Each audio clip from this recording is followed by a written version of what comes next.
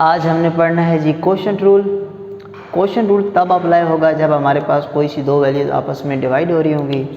मिसाल के तौर पर मैं फंक्शन लेता हूँ y = x+2 और x+3। अब यहाँ पर क्योंकि दो वैल्यूज़ आपस में डिवाइड हो रही हैं तो जो रूल अप्लाई होगा वो क्वोशंट रूल अप्लाई होगा। और y का डेरिवेटिव सामने x है तो विद रिस्पेक्ट टू x लेंगे। अब इस रूल के मुताबिक आपने क्या करना है, प्रोडक्ट रूल जो था उसका मेथड हमने पढ़ा था पिछले लेक्चर में। आज जब डिवाइड हो रही हो तो इसका डेरिवेटिव कैसे लेना है। जो डिवाइड में डिनोमिनेटर होगा उसका आपने कर देना है स्क्वायर। जो भी यहाँ पर वैल्यू डिवाइड में होगी उसका आपने क्या कर देना है स्क्वायर। फिर ये जो डिनोमिनेटर है ये एज इट इज़ आ जाएगा और न्यूमिनेटर का हमारे पास हो जाएगा डेरिवेटिव।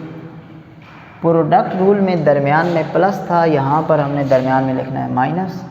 अब डिनोमिनेटर एज इट इज़ और जो न्यूमिनेटर होगा, बल्कि यहाँ पर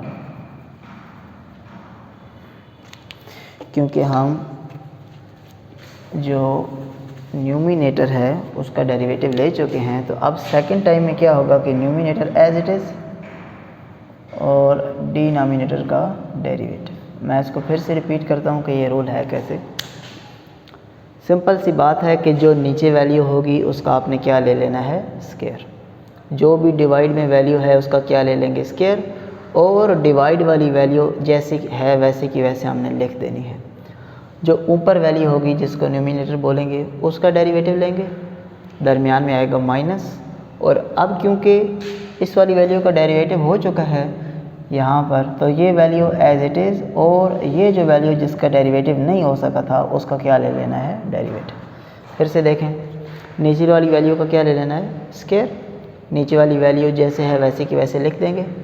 ऊपर वाली वैल्यू का डेरिवेटिव, दरमियान में प्लस नहीं लिखना, अक्सर स्टूडेंट भूल जाते हैं दरमियान में प्लस लगा देते हैं। प्रोडक्ट रूल में प्लस होगा और क्वोशंट रूल में दरमियान में माइनस। अब ऊपर वाली वैल्यू एज इट इज़ और इस वाली वैल्यू का डेरिवेटिव, यानी कि ये जो ऊपर वाला हिस्सा है ना, ये तो यूँ समझिए कि जिस तरह क्या होता है हमारे पास प्रोडक्ट रूल, उसमें प्लस था इसमें क्या आ गया माइनस। बस एक नया काम क्या है कि जो नीचे वाली वैल्यू है उसका क्या लिखना है हमने यहाँ पर स्क्वायर लिखना है, ठीक है। और एक और चीज़ का भी ध्यान रखना है हमने कि जो नीचे वाली वैल्यू है वो यहाँ पर फर्स्ट में आ जाएगी और इसका डेरिवेटिव ले लेंगे, ठीक होगी जी बात। अच्छा, अब अगर इसको मैं मुकम्मल सॉल्व कर दूँ तो ये वैल्यू तो जैसे है वैसे की वैसे ही रह जाएगी। यहाँ पर हमने डेरिवेटिव अप्लाई करना है, दो वैल्यूज़ प्लस हो रही हैं, इस पे डेरिवेटिव अलहदा इस पे अलहदा। x का डेरिवेटिव x के लिहाज से क्या हो जाएगा 1, 2 कांस्टेंट है उसका डेरिवेटिव क्या हो गया हमारे पास 0, माइनस x+2 तो सेम रहेगा ना क्योंकि इसका डेरिवेटिव नहीं है, डेरिवेटिव तो इसका है। x का x के लिहाज से डेरिवेटिव 1 और 3 का x के लिहाज से डेरिवेटिव नहीं हो सकता तो क्या हो जाएगा 0। डिवाइड में हमारे पास लिखा पड़ा है x+3 का स्क्वायर। अब 1 + 0 1 हो जाएगा, 1 को इससे मल्टीप्लाई भी कर देंगे तो कोई फ़र्क नहीं पड़ेगा। 1 + 0 1, 1 को इससे मल्टीप्लाई कर देंगे तो कोई फ़र्क नहीं पड़ेगा। यहाँ पर माइनस है, ये माइनस जब अप्लाई करेंगे तो साइन चेंज कर देगा, इसको भी माइनस कर देगा और इसको भी minus. Plus x minus x हमारे पास कैंसिल हो गए, 3 में से 2 माइनस होंगे तो सिंपल 1 आ गया और x+3 का स्क्वायर, ठीक है जी। यही हमारे पास इसका क्या आ चुका है आंसर। तो क्वोशंट रूल में मेन हमने जो चीज़ समझनी थी वो ये कि इसका तरीकाकार क्या होगा। डिवाइड वाली वैल्यू के ऊपर स्क्वायर आ जाएगा, डिवाइड वाली वैल्यू ऊपर आ जाएगी। ये ऊपर वाली जो वैल्यू है इसका डेरिवेटिव माइनस, अब क्योंकि इसका डेरिवेटिव हो चुका है तो ये वैसे का वैसे, और जिसका डेरिवेटिव नहीं हुआ था उसका फिर से क्या लिख लेना है डेरिवेटिव, ठीक है जी। तो अब क्वोशंट रूल ही बचा था हमारे पास इस एक्सरसाइज में। अगर आपको समझ आ गया तो एक्सरसाइज 2.3 की बाकी जो भी क्वेश्चन है वो इस रूल से हमारे पास सॉल्व हो जाएंगे। ये आपकी बेस है। अगर ये 3 रूल आपको अच्छी तरह आ गए तो फिर आप यूँ समझिए कि आप डेरिवेटिव का 80% समझ चुके हैं। अब जैसे कि हमारे पास, चलें एक और छोटी सी एग्जांपल लेता हूँ कि y = x / 5। तो यहाँ पर भी अब आपके जहन में आएगा कि जी दो वैल्यूज़ डिवाइड हो रही हैं तो इनका क्या ले लेना चाहिए हमें। क्वोशंट रूल के मुताबिक इसको सॉल्व करना चाहिए। तो हम इसके ऊपर क्वोशंट रूल भी अप्लाई कर सकते हैं, लेकिन उस पे हमारे स्टेप बहुत ज़्यादा हो जाएंगे और आंसर तो सेम ही रहेगा लेकिन हमारा टाइम ज़्यादा होगा। हमने पढ़ा था प्रोडक्ट रूल में भी कि अगर प्रोडक्ट एक कांस्टेंट की हो और एक वेरिएबल की हो तो कांस्टेंट पहले ही बाहर लिख देते हैं और डेरिवेटिव सिर्फ किस पे अप्लाई होता है, वेरिएबल पे। ठीक है, हम इस पे भी प्रोडक्ट रूल अप्लाई कर सकते हैं, आंसर सेम ही रहेगा। ठीक है जी, लेकिन बजाय प्रोडक्ट रूल लगाने के हम कांस्टेंट वैल्यू को साइड पे ले जाएंगे और वेरिएबल के साथ डेरिवेटिव ले लेंगे। यहाँ पर भी याद रखिएगा क्वोशिएंट रूल तभी अप्लाई करें जब ऊपर और नीचे दोनों जगह पर आपको वेरिएबल नज़र आए। एक वेरिएबल हो एक कांस्टेंट हो तो फिर कोई ज़रूरत नहीं है क्वोशिएंट रूल लगाने की। जैसे ये क्वेश्चन है तो इसमें मैं क्या करूँगा कि 1/5 यानी कि 5 जो कांस्टेंट है उसको साइड पे कर दूँगा और जब डेरिवेटिव लूँगा इसका तो 1/5 शुरू में रहेगा और डेरिवेटिव किसका हो जाएगा, सिर्फ एक्स का। एक्स का डेरिवेटिव एक्स के लिहाज से 1, तो सिंपल आंसर क्या आ गया हमारे पास, 1/5। ठीक है, तो ये कुछ चीज़ें याद रखनी है आपने। प्रोडक्ट रूल भी तभी अप्लाई करें जब दो वेरिएबल्स मल्टीप्लाई हो रहे हों और क्वोशिएंट रूल भी तभी अप्लाई करें जब दो वेरिएबल्स डिवाइड हो रहे हों। एक वेरिएबल हो एक कांस्टेंट हो तो फिर क्वोशिएंट रूल लगाने की ज़रूरत नहीं, उसके आपको क्वेश्चन लेंथी हो जाएगा, आंसर में तो कोई फ़र्क नहीं पड़ेगा। अब बुक में आपके पास जो हमने क्वेश्चन छोड़ दिए थे क्वोशिएंट रूल में, उनमें जो पहला क्वेश्चन है वो है क्वेश्चन नंबर 3, a+x और a-x। सबसे पहले हमने कहना है जी लेट y = a+x और a-x। अब मैंने आपको समझाया है ना कि y का डेरिवेटिव किसके लिहाज से लेंगे, x के लिहाज से, क्योंकि a से लेकर s तक तो सारे क्या होते हैं, कांस्टेंट। तो यहाँ पे कंफ्यूज नहीं होना कि dy/dA लिखें या dy/dx लिखें। ठीक है, ये तो कांस्टेंट है। t से z तक क्या होते हैं आपके पास, वेरिएबल। और जो डेरिवेटिव है इसका मतलब है चेंज मालूम करना। चेंज आता ही वेरिएबल में, ऐसी चीज़ जो तब्दील होती है तभी तो चेंज आता है। कांस्टेंट तो वैल्यू फिक्स होती है, उसमें तो चेंज नहीं आता। तो यहाँ पर अब जो इसका डेरिवेटिव होगा वो विद रिस्पेक्ट टू x होगा, dy/dx। अब क्योंकि ऊपर भी वेरिएबल है और नीचे भी वेरिएबल है तो यहाँ पर हमें लगाना पड़ेगा क्वोशिएंट रूल। क्वोशिएंट रूल के मुताबिक जो नीचे वाली वैल्यू है उसका हम क्या ले लेंगे, स्क्वायर, और ये वैल्यू जैसे है वैसे की वैसे हमने लिख देनी है।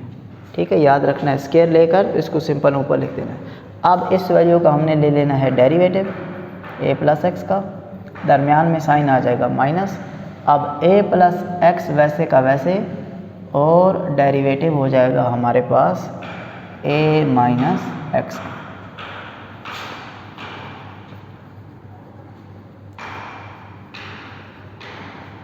अब यहाँ पर मैं थोड़ा सा डेरिवेटिव लूँगा, a क्योंकि कांस्टेंट है, कांस्टेंट का डेरिवेटिव क्या हो जाएगा, 0, और x का डेरिवेटिव x के लिहाज से क्या हो जाएगा, 1। ये वैल्यू ऐसी की वैसे, a कांस्टेंट है उसका डेरिवेटिव 0, दरमियान में साइन माइनस, x का डेरिवेटिव x के लिहाज से क्या हो जाएगा, 1।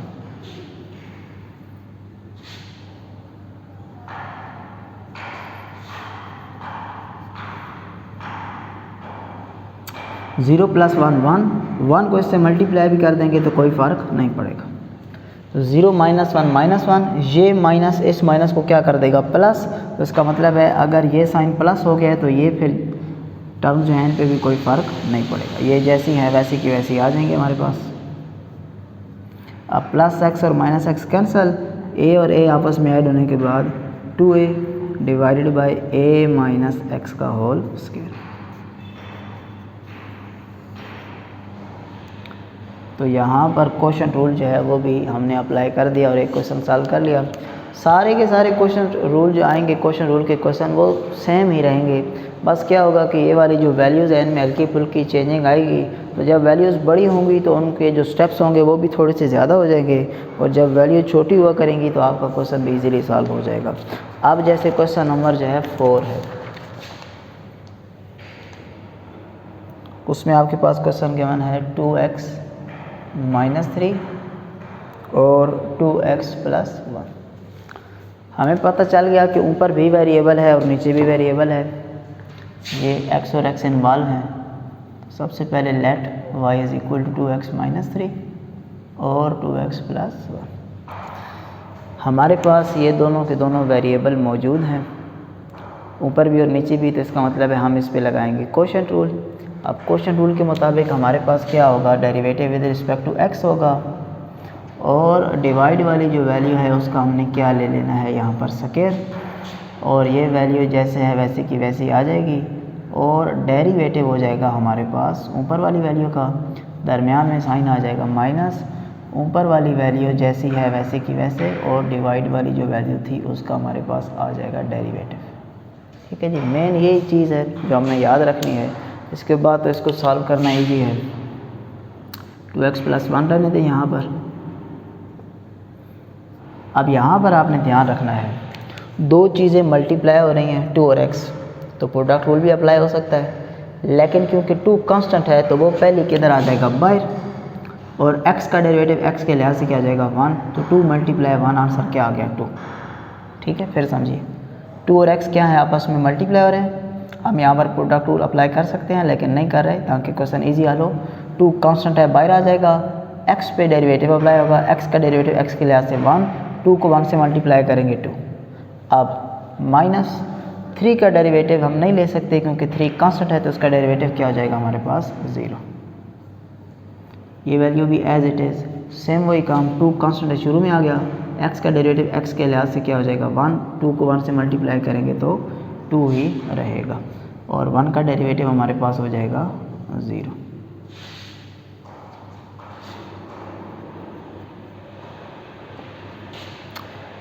टू में से 0 माइनस करेंगे तो 2 ही बचेगा, तो इसका मतलब है ये 2 इससे मल्टीप्लाई होने के बाद बन जाएगा 4x + 2।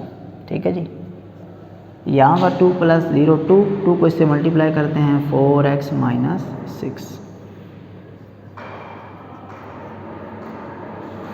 अब माइनस अंदर अप्लाई करेंगे तो साइन चेंज हो जाएंगे, 4x + 2 -4x और प्लस का 6, +4x -4x कैंसल, 6 और 2 आपस में ऐड होने के बाद 8 हो जाएंगे और डिवाइड में आ जाएगा 2x + 1 का होल स्क्वायर। ठीक होगी जी बात। तो क्वेश्चन जो रूल है वो आज हमने जो पढ़ा है इसके मुताबिक जो क्वेश्चन है वो सारे बिल्कुल सेम इसी पैटर्न पे ही सॉल्व होते जा रहे हैं। कोई मुश्किल काम नहीं है अगर आपने क्वेश्चन रूल को अच्छी तरह समझ लिया है। इसके बाद क्वेश्चन नंबर 1